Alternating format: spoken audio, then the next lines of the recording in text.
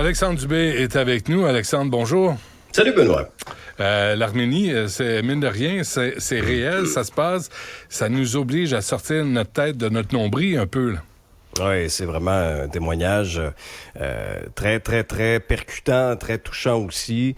Il y a bien des gens, j'imagine, qui ont découvert cette réalité-là au fur et à mesure que tu menais ton entrevue avec M. Karabadjak, vraiment, à leur manifestation en fin de semaine, et un appel à la prise de position de M. Trudeau. Hein. Ben oui, hein? Comme Canada, arrêtez de vendre des pièces qui vont servir à attaquer des populations civiles. C'est quand même hypocrite de la part du Canada, qui se veut tellement un pays de calinours et de bonnes intentions, de vœux pieux.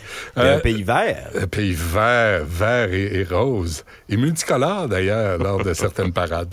Annonce de Nordvolt. Oui, c'est l'annonce qu'on nous a vendue depuis plusieurs semaines déjà. Ça se passe maintenant. C'est le plus gros investissement privé de l'histoire du Québec, 7 milliards pour un projet pour fabriquer des cellules de batterie au lithium-ion. Ça va être en Montérégie. En clair, là, pour vulgariser ça au maximum pour les gens, c'est la dernière étape avant l'assemblage au niveau de la batterie. Alors, c'est ce qu'on ferait du côté de la Montérégie. Maintenant, là, le montage financier va nous être expliqué au cours des prochaines minutes, sauf qu'il y a déjà des chiffres qui ont fuité dans les médias. C'est le cas du Journal de Montréal, c'est le cas de la presse aussi. On parlait d'1,37 milliard pour le gouvernement du Québec en prêts et participations et 1,34 milliard en prêts et participations pour le fédéral. Donc, je comprendrai que pour cette annonce-là, M. Trudeau est là, M. Legault, les ministres François-Philippe Champagne, Pierre Fitzgibbon aussi. Donc, hein, c'est tout le gratin. Mais prêts et participations, ça, c'est mieux que ce qu'on a fait avec Bombardier, où on a donné 1,3 milliard. Ils ont vendu Bombardier, puis on a eu... Ouais. Mais Benoît, la presse a sorti de nouvelles informations. C'est pour ça que là, ce sera à confirmer au cours de la conférence de presse.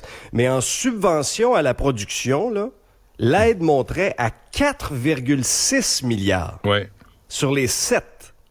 Alors, c'est quand même beaucoup. Pourquoi on se retrouve dans cette situation-là? Et c'est là que je voulais en venir. Au-delà des chiffres, on assiste un peu à une espèce de surenchère de l'électrique. Parce que aux États-Unis, ce qui se passe juste de l'autre côté de la frontière, il y a le Inflation Reduction Act, l'IRA. Ça, c'est une loi qui a été adoptée par le gouvernement de Joe Biden qui vise à lutter contre les changements climatiques. Et dans cette enveloppe-là de lutte contre les changements climatiques, Benoît, il y a un budget de 370 milliards, 370 milliards de disponibles pour toutes sortes de projets, incluant la production de batteries. Alors, le Canada et le Québec se battent contre ça. On n'a pas le choix, hein? Et on n'a pas le choix. Ben, tu sais, c'est des gros sous. Mais en même temps, si le Québec et si le Canada ne fait rien pour attirer ces entreprises-là, elles ne viendront pas ici. Ça a été le cas de Stellantis en Ontario, ça a été le cas de Ford, de GM chez nous au Québec, et maintenant, aujourd'hui, Nordvolt, qui est une entreprise suédoise. Mais tu as lu qu'il prévoit que notre investissement va se rentabiliser d'ici 9 ans. Mais ça, encore une fois, si c'est ça, moi, je suis obligé de dire « OK, go ». Oui. Ben, c'est mieux que certaines prévisions aient sorties dans les médias. C'était c'était le PDG de la Banque nationale qui trouvait que ça allait prendre pas mal plus de temps que ça, en tout cas, avant d'avoir un retour là-dessus.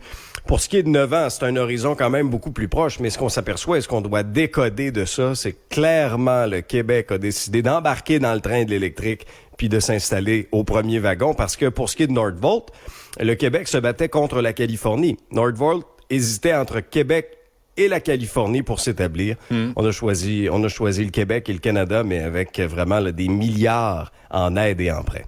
Mais avec des retombées économiques aussi. 4 000 emplois. Tu sais, des impôts qui vont être payés, des taxes qui vont être payées. On peut y trouver notre compte, là, pour une fois, si on n'a pas négocié en cabochon. Mais il y a de la grogne quand même. Hein. Tu sais qu'il y a une pétition de 700 noms qui a été déposée à McMasterville. C'est un ancien terrain là où on prévoit installer cette usine-là, l'ancien terrain de l'usine SEAL. Alors ça, c'est... Bon, on va regarder bien sûr la suite des choses. Les citoyens... CIL, j'ai dit c'est CIL, excuse. Mais pour la peinture, c'est ça. Alors, les citoyens ont le droit de s'exprimer, c'est clair. Maintenant, jusqu'à quel point ça va ralentir le projet comme tel, on verra bien. Il faudra aussi se pencher, parce que là, on a des grands projets là, dans l'hydro, dans l'électricité, mais il faudra produire aussi de l'électricité pour alimenter tout ça. Ça, ce sera... Le hamster court dans sa roue, oui. Hein? Il court, mon sacramouille. Produit de l'électricité. Ça va passer ça pourrait être ça pourrait être une voie étudiée par Michael Sabia, ça, parce qu'on se penche sur le nucléaire, sur l'éolien. Moi, on pourrait faire notre humble suggestion, toi et moi, hamster. Je trouve. Puis hamster. Oui, on pourrait avoir ça dans la maison. OK, c'est correct. Sondage léger sur les défis financiers des Huns. Oui, puis je dois t'avouer que je suis inquiet, moi, pour ma génération. Je suis préoccupé en voyant ces chiffres-là. C'est un portrait très révélateur, l'étude jeunesse de la firme Léger. Je la résume d'abord. Un jeune sur deux, 51% vit d'une paye à l'autre. Ça, on a atteint là, ce cap-là, là, vraiment, c'est un point tournant, c'était pas le cas avant. Puis quand on parle des jeunes, génération Z, nés après 1995, et les milléniaux nés après 1984, c'est mon cas à moi. Là-dessus, il y en a 62% qui se sentent impuissants face aux problèmes de la société. 72% pensent que leur loyer occupe une trop grande partie de leur budget. Alors, ça devient malsain pour les finances. 26% ont dû déménager dans la dernière année. Et là, on parle de changement d'habitude parce que quand notre budget est comprimé, quand on se serre la ceinture, on n'a pas le choix de couper quelque part. 67% ont coupé dans les restos, les bars, les vêtements. 59% au niveau des loisirs. Et moi, c'est-tu ce qui m'inquiétait? Parce qu'à un moment donné, c'est un cercle vicieux. On parle de l'accès à la propriété qui est difficile. Qu'est-ce que ça prend pour accéder à la propriété? C'est de l'épargne. Et là, selon ce sondage-là, 75% des jeunes épargnent moins. Ils ont coupé dans leur épargne. Et ça, à un moment donné, là, c'est qu'à un moment donné, le cercle vicieux, on se sortira pas de ça. Parce que si on gagne moins d'argent, si on vit d'une paye à l'autre, on n'arrive pas ou pratiquement pas à en mettre de côté. Et si on n'en met pas de côté, le rêve de la propriété dans le contexte actuel où les maisons coûtent une fortune devient pratiquement irréaliste. Et ça, c'est d'une tristesse incroyable quand on regarde un peu l'état de situation. Puis moi, des fois, j'entends des commentaires. « Ah, dans mon temps, on payait 10% d'intérêt. » Ben oui, mais dans ton temps, t'as payé combien ta maison? Tu l'as payé combien ta maison? 50 000? Une maison bien ordinaire, là? Tout dépendant où tu habites au Québec. Mais disons dans le Grand Montréal. Mais là, le salaire était avec, là, Alexandre. Ben oui, mais Benoît, vous gagnez quand même pas là 50 cents de l'heure. Là. À quelle époque? Dans les années 80. Les années 80, non. 85, 90. 79, 80, je travaillais chez Steinberg. Puis j'étudiais au cégep, puis je faisais à peu près 11 de l'heure. Ce qui était excellent, là, pour emballer. Un vrai big shot. Ben, pas mal, oui. Ça m'a payé un voyage en Europe en vélo. Quand même. Mais on a collé. Mais effectivement, tu sais, les salaires n'étaient pas élevés, mais les salaires n'ont pas tant augmenté non plus. Ben, c'est ça qui arrive, là. Non. Les salaires ont-tu vraiment quintuplé à ce point-là, ou tu sais, comme le prix des maisons a augmenté de façon considérable. Et quand je voyais passer la nouvelle sur la Banque Laurentienne, là, je me disais, là, cette semaine, il y en a qui doivent vraiment stresser, là. Tu sais, je veux dire, des gens qui vivent de paye en paye.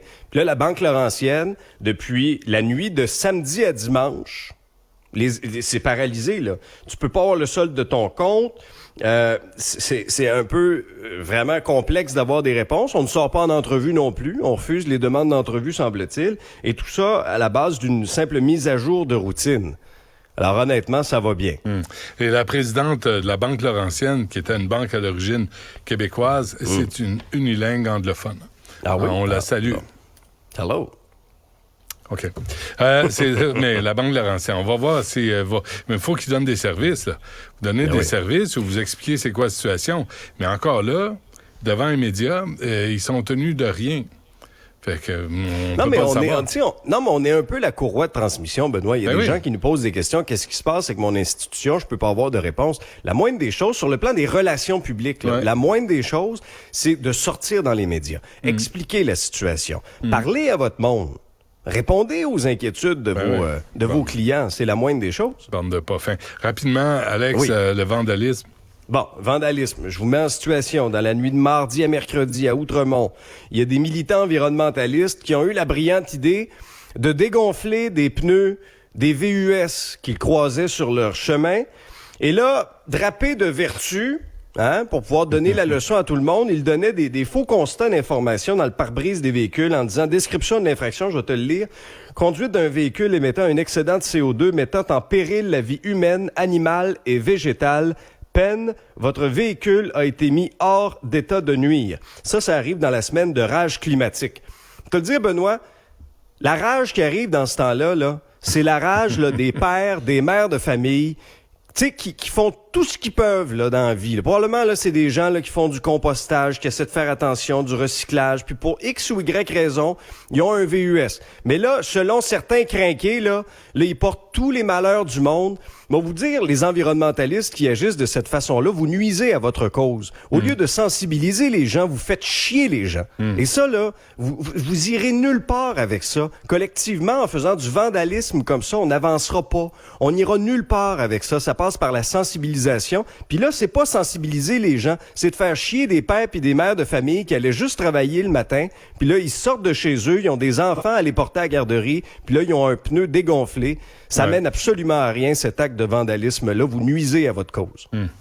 Je suis bien d'accord. Tu te souviens quand ils ont fermé le pont Jacques-Cartier ici? Je pense que le porte-parole de cette organisation-là, qui t'avait accordé une entrevue, est encore couché en petite boule, en dessous de son bureau. Je dois avouer, j'étais pas fier de moi, mais j'en ai calissé une. Là, parce qu'il y avait des gens en ligne sur le pont, des gens qui attendaient, qui s'en allaient à l'hôpital, qui s'en allaient au travailler, puis ils ont choisi d'écœurer ces gens-là. Ça sert à la rien. Mauvaise cible. Exactement, vous vous attaquez à la mauvaise cible. Vous vous attaquez à la mauvaise cible. Il me semble que c'est pas difficile à comprendre, ça. Non, pas tant. Puis je l'avais transmis les meilleurs vœux de tous les automobilistes qui écoutaient l'entrevue à ce moment-là. Moi, j'étais VIP. Moi, j'étais aux premières loges. J'étais assis à ta droite en studio. J'avais le meilleur siège en ville pour assister à cette varlope-là. Varlope qui avait bien mérité. Merci, c'est gentil de le souligner. Parce qu'il y a des fois, je m'emporte, puis je devrais pas, puis je le regrette. Merci, Alex. On se reparle demain.